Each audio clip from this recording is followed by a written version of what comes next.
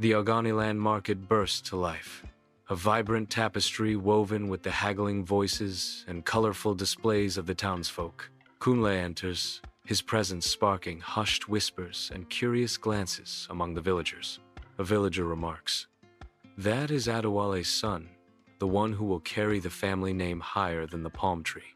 Kunle continues to navigate the market, his expression resolute amidst the murmurs and stares. The market's energy intensifies, with each stall displaying a riot of colors and goods as Kunle proceeds through the crowd. The crowd parts slightly before him, acknowledging his presence with a mix of respect and anticipation. Lanterns cast a warm glow across Chief Adewale's compound as the family gathers for an evening feast. Joyous laughter from Kunle and Adana's three daughters fills the air, their happiness echoing through the compound. Femi's voice booms. "Sonless man is silent drum." The family's expressions shift, the weight of Uncle Femi's words hanging heavy in the warm lantern-lit air. The simple hut glows warmly under the soft light of an oil lamp, shadows dancing on the mud walls. Adana stands before Kunle, her face a canvas of worry, etched deep by unspoken fears.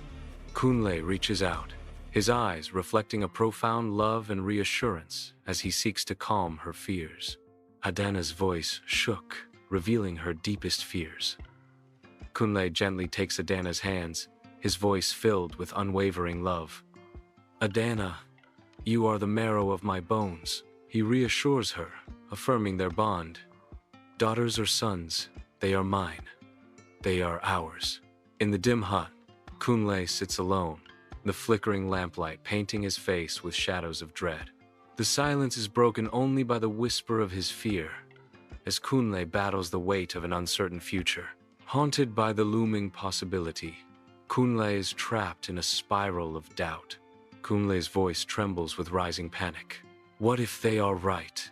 What if my lineage ends with me?" The weight of generations hangs heavy as Kunle grapples with the chilling prospect of oblivion. Under the harsh afternoon sun, Uncle Femi and the elders confront Kunle. The air hangs heavy, thick with the weight of unspoken tradition. With unwavering resolve, Femi declares, "Kunle, tradition is clear. A man without a son is not yet a man." Femi's declaration continues, "Take another wife." Under the afternoon sun, dust motes swirl around Chief Adewale's compound, casting an ethereal glow on the scene. Mama Adewale stands tall, her voice trembling with raw emotion as she defies the unseen forces at play. "No," she cries, her plea echoing through the compound.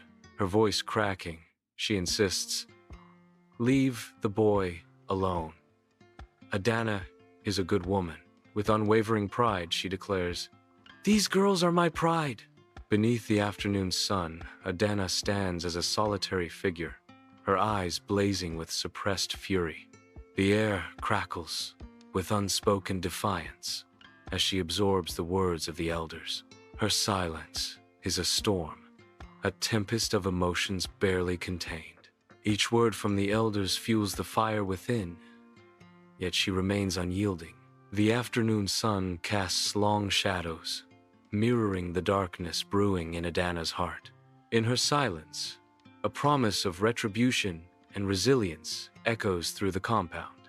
In the heart of Ogoniland, a village awakens to a new day. A traveling herbalist arrives, his eyes scanning the village with knowing wisdom.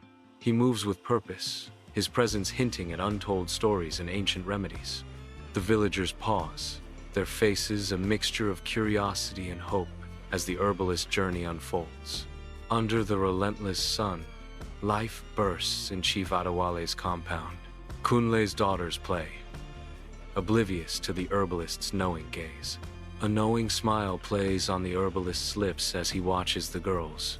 The herbalist murmurs, "Fools, you are blind. These girls carry the fire of 10 suns." The vibrant sounds of laughter fill Chief Adewale's compound as villagers gather under the scorching sunday. Dust devils dance around their feet, mirroring the swirling mockery aimed at the herbalist. Voices rise, mocking, "Nonsense. Daughter can't inherit." The air crackles with the tension of tradition, clashing against the winds of change. Each jeer and guffaw intensifies, creating a palpable sense of injustice and scorn. The compound becomes a stage for ancient biases, played out under the unforgiving gaze of the Sunday. Inside the dimly lit hut, shadows dance on the mud walls, as Adana finds solace on a woven mat. The herbalist's words echo in her mind, each syllable a heavy weight settling deep within. The faint light of the oil lamp casts long, eerie shadows that stretch and contort across the walls. She clutches the herbalist's wisdom like a precious flame, a beacon of hope in the encroaching darkness. The weight of the herbalist's prophecy settles upon her heart, a burden of destiny. Adana keeps the secret flame of the herbalist's words burning bright within her. Years drift over Ogun Island, transforming the village into a tableau of enduring strength and timeless beauty. The daughters blossom into women of profound wisdom and striking beauty, their presence enriching the village's vibrant tapestry. Time etches its passage upon Adana as silver threads weave through her hair, marking her journey with dignity.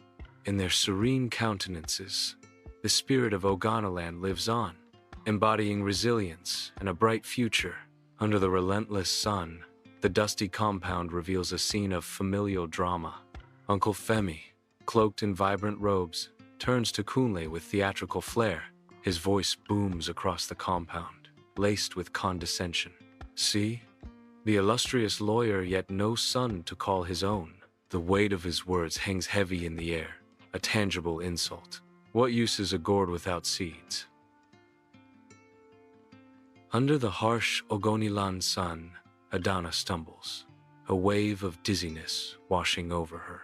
Her face is flushed, each bead of sweat a testament to the fever consuming her. She wavers, each step a struggle against the oppressive heat and encroaching sickness. The world around her blurs, a swirling vortex of heat and illness. Adana's body trembles as the fever tightens its grip. She fights to remain upright, a solitary figure battling the unseen forces within. Inside Adana's humble hut, a silent assessment is taking place. The midwife's touch reveals a profound surprise, her expression shifting from professional focus to stunned realization. A hush falls as the midwife's words echo. Adana, you carry life again. Her words hang in the air, a revelation promising both joy and uncertainty. Chief Adewale's compound erupts in a cacophony of disbelief. Some villagers burst into laughter, mocking the absurdity of the news. Others mutter under their breath, head shaking in silent disagreement. A villager voices the collective incredulity. At her age? Impossible. The air thickens with a mixture of shock and amusement, a palpable sense of the impossible. 9 moons have turned, casting long shadows over Adana's humble dwelling. The tempest's fury mounts as the wind howls and claws at the thatched roof. The small hut trembles under the relentless assault of the storm, as if succumbing to nature's wrath. The storm intensifies. The hut is violently shaking. The raging storm threatens to consume the small hut, a fragile sanctuary against the elements. The tempestuous night rages on, the small hut a mere speck against the overwhelming power of nature. In the dim confines of Adana's hut, a scream pierces the night as Adana writhes in labor. Mama Adewale stands vigil, her hands clasped in fervent prayer, a beacon of hope in the dimly lit room. God, grant her strength. Watch over this child. Kunle paces restlessly, his anxiety a palpable force within the cramped space. Each step Kunle takes echoes the growing tension, the air thick with anticipation and fear. The small hut becomes a crucible of emotion, a battleground where life and hope hang in the balance. Within Adana's small hut, the oil lamp flickers, casting long shadows that dance with the storm raging outside. Rain lashes against the thatched roof as the wind howls, a symphony of nature's raw power. The piercing cry of a newborn infant pierces through the storm's fury, a beacon of new life amid the chaos. In the heart of the storm, a baby boy is born, his first cry a defiant roar against the elements. The small hut becomes a sanctuary, sheltering the miracle of birth from the tempestuous night. Firelight reveals a newborn, held high. The midwife's voice echoes through the dimly lit space, declaring, "The gourd that was thought empty has given a seed." The fire crackles softly, casting flickering shadows that dance across the walls, heightening the anticipation. The air is thick with a mix of relief and wonder as life's miracle unfolds in the humble setting. Whispers of hope fill the air, carrying the promise of new beginnings and renewed strength. The soft glow of the fire illuminates the tender scene, painting a portrait of resilience and joy. The morning sun casts a golden glow over Chief Adewale's compound, alive with jubilant celebrations. Drums beat with fervent energy, their rhythms echoing through the crowd's joyous shouts. Laughter fills the air, mingling with the vibrant sounds of celebration. A palpable sense of unity and happiness permeates every corner of the festive compound. Under the harsh morning sun, Uncle Femi stands as a figure of utter shame and deep regret. Aunt Moronike's pronouncement echoes through the compound. The gods have spoken. The weight of the gods' judgment crushes Uncle Femi, each ray of sunlight a reminder of his disgrace. Aunt Moronike's words hang heavy in the air, sealing Uncle Femi's fate. The compound watches in stunned silence as Uncle Femi absorbs the full impact of the divine decree. Soft light fills Adana's humble hut, illuminating the quiet morning. Kunle leans over Adana, his eyes reflecting a deep, abiding love. He gently kisses Adana's forehead, a tender moment suspended in time. Kunle speaks softly, his voice filled with heartfelt gratitude. "You are my strength," he continues. "You gave me daughters when I needed joy, and a son when I had almost lost faith." The first light of dawn seeps into Adana's humble hut, a gentle promise after a long night. Adana lies still, a faint smile gracing her pale face, a testament to enduring hope. With fragile strength, Adana speaks, her voice soft yet resonant. "Perhaps the gods only wanted to test our love."